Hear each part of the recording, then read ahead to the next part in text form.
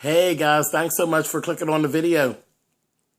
This is going to be Hollywood Divas. This is season 1, episode 2. So we agreed to stay in and go ahead and see what this is all about. I definitely appreciate all you guys' comments. And like I said, we're staying in. We're in for the long haul, guys. So let's move on into what actually went on with these whores this week. All right. So the first thing I see that sticks out to me, I have Lisa and Paula actually get together.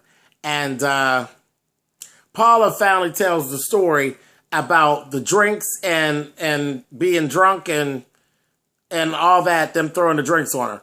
Now, I thought it was really stupid. It was just a dumbass story, and it didn't make a whole lot of sense. She basically was saying that a few years back, Golden Brooks, when she was, I guess she was hot when she was playing Maya, that they went to some party, and Golden was there with her friends, and her friends basically, literally just one at a time throughout the night, all made a point to throw part of their drink on Paula. Now, is it me? But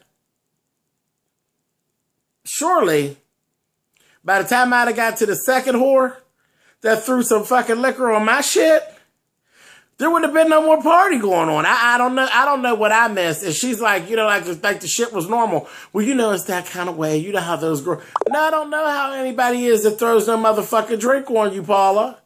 I don't get it. And it may have been a misunderstanding, and it just was a coincidence. But if I thought that a group of motherfuckers was throwing drinks on me, somebody's ass would be tore up. I just didn't get it. I thought that was just so stupid. I was like, whatever. If they, again, people can't do no more to you than you let them do to you. And bitch, after the second drink, you wanted the rest of them drinks. Because that's just foolishness. Foolishness. Anyway, moving on. Next, we see Elise and Golden actually get together.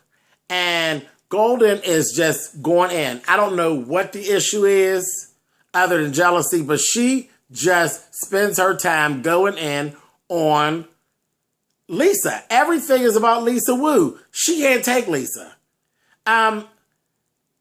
It's just ridiculous. She just can't take her. And Elise is a bitch. And this is probably a show that she shouldn't have done, because I can't even imagine that I'll come out of this liking her or wanting to see her in anything. Like, honestly, she's just a bitch. She thinks she's better than all of them. She really do. She really thinks her ass weighs a ton. And I'm telling you, yeah, Elise has been in some stuff, but she hasn't been in anything that was groundbreaking or stopped me in my tracks. And the way she acts, girl, you are not Angela Bassett. You are not Alfred Woodard. You are nobody that anybody is looking for, and you need to sit down. Ridiculous. She didn't show up till they had a little meeting. She didn't fucking show up. Like, who the fuck are you? Who are you, bitch? Anyway, she goes on. She done found some shit about Lisa online, and Gold's like, well, I don't really do that. I don't really, I don't get into that. I don't look people up on the internet and stuff like that. The bitch is lying. She's lying because later on in the program, when her and Lisa get into a little confrontation, she threw some of that shit up at Lisa that was actually online. She's a lying, funny-looking bitch. And I keep looking at her. I've always thought she was ugly. I just think she's ugly. I looked at her when she used to play by. I was like, damn, she's ugly. And I could never pinpoint what it was. She doesn't look like a person to me. She looks like a fawn. That's what the problem is. And every time I see her, I always be thinking, doe, a deer, a female deer. She looks like a fawn, though. She doesn't look like a person. That's what it is. Animal-looking bitch. Anyway, I just ignored her because she was on the program. I liked Girlfriends, but I never really could stand that Maya character because she's funny to look at. Nobody want to be looking like no motherfucking deer all day for those 30 minutes. Anyway, moving on. Next, you see Paula and Countess. are together. Paula got some shit going on with her where her eye was all fucked up. She said she was dealing with a makeup artist and he was too rough and he infected her eye, where I really don't believe that either.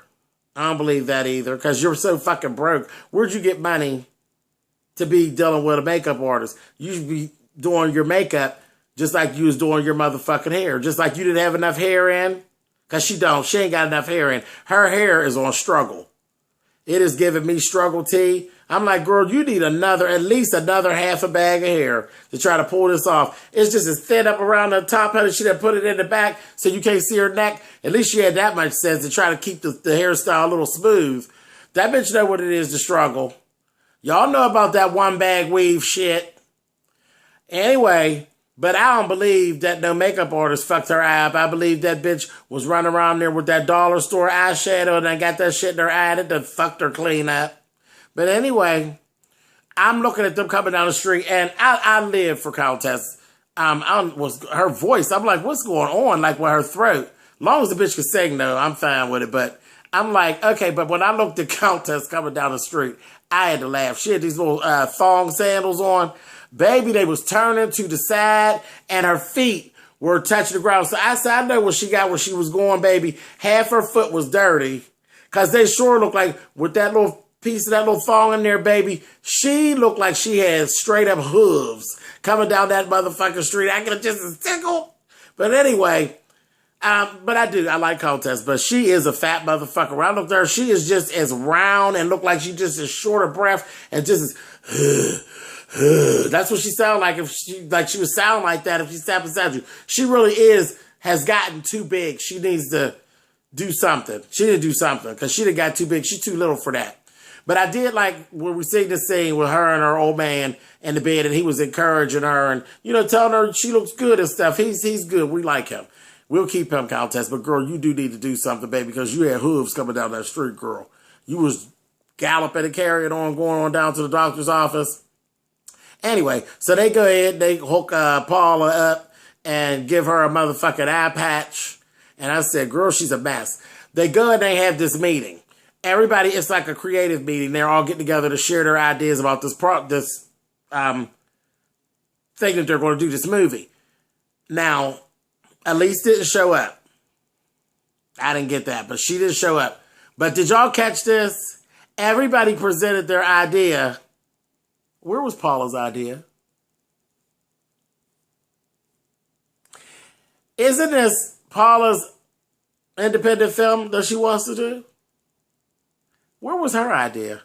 Now, me as a writer myself, I wouldn't have shared a motherfucking thing until that bitch has shared something. I just didn't get it unless you going to give me all the writing creds.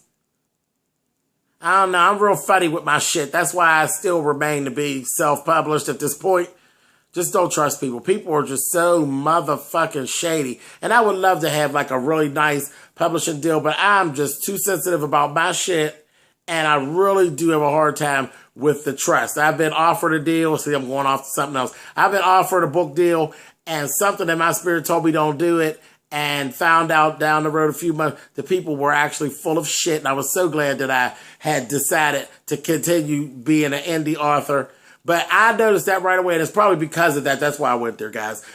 Probably because of the fact of how I feel about my books and stuff, that it stuck out to me right away. Where the fuck's your idea, Paula? I was like, she's shady. But any bitch on TV with one bag of weave on stands to be watched. But anyway, moving on. So their meeting went well. They kind of know what direction they're going in and that kind of thing. She was saying she's going to talk to Elise. Elise ain't thinking about Paula, okay? Because right now she feels like she's the big star. But literally all through this program, every time you see Golden, Golden has something negative to say about Lisa and about how intimidated she is by Lisa, but she just ain't worded it that way. But that bitch is intimidated. And as far as looks-wise, I can understand it.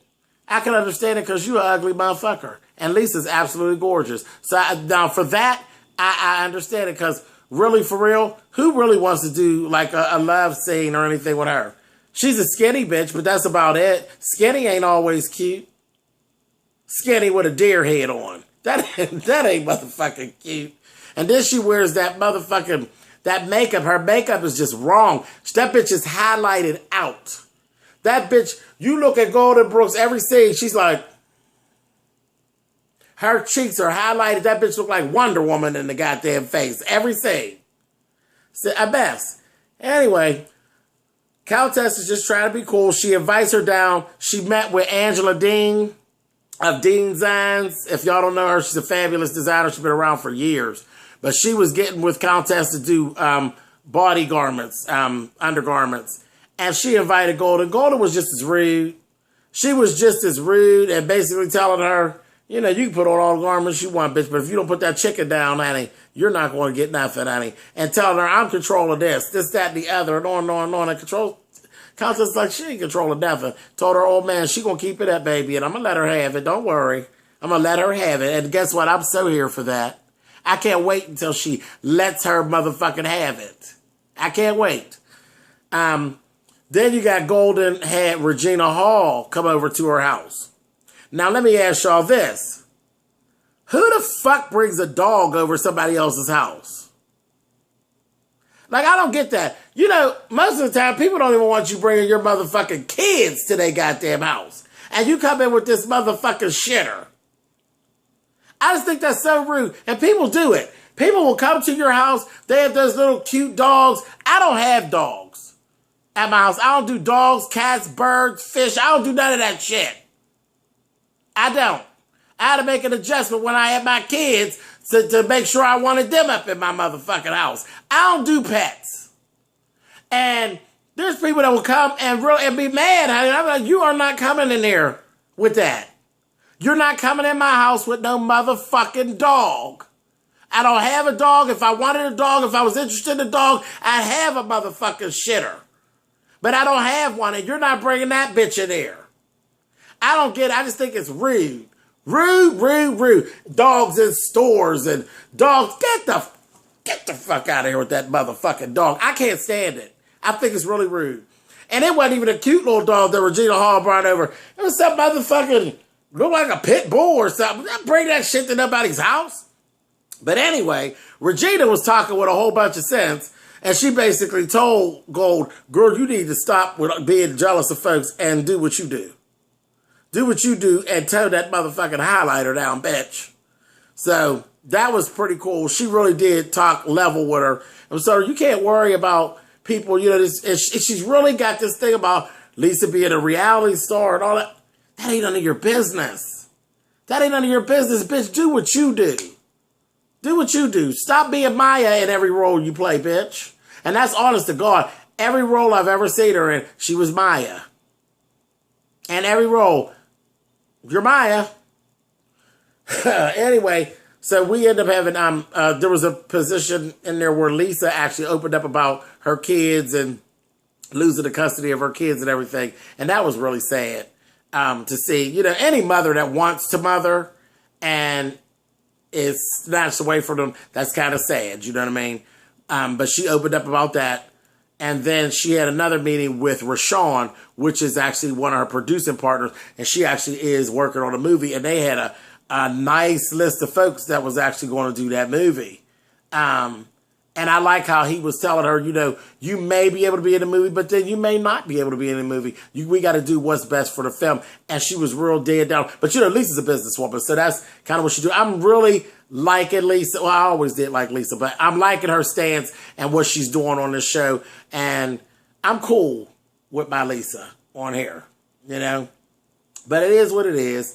That's basically it. There was nothing really jumped out. You know, a lot of the Golden, something's going to have to go down with that. Because Golden is really, she's really the bitch of the bunch at this point. She's really, her and Elise. Elise is kind of standoffish. Elise is very Toni Braxton with them giving, yeah, okay, girls, I'll come in at the end and save y'all. And Golden is just very Tamar. She's really doing a whole lot. But anyway, guys, so that was it. Hollywood Divas episode 2. All that motherfucking crying. And I think the only tears that were really, really sincere were the ones when Lisa was talking about her kids. And you know, I'll be looking for that for every episode. I'll be looking for the tears to see who the fuck is acting and who isn't. All right, guys. I will catch up with you guys next week on this. Leave me comments at the bottom. You can thumbs up or thumbs down the video. You know how that works. See you guys later. Bye.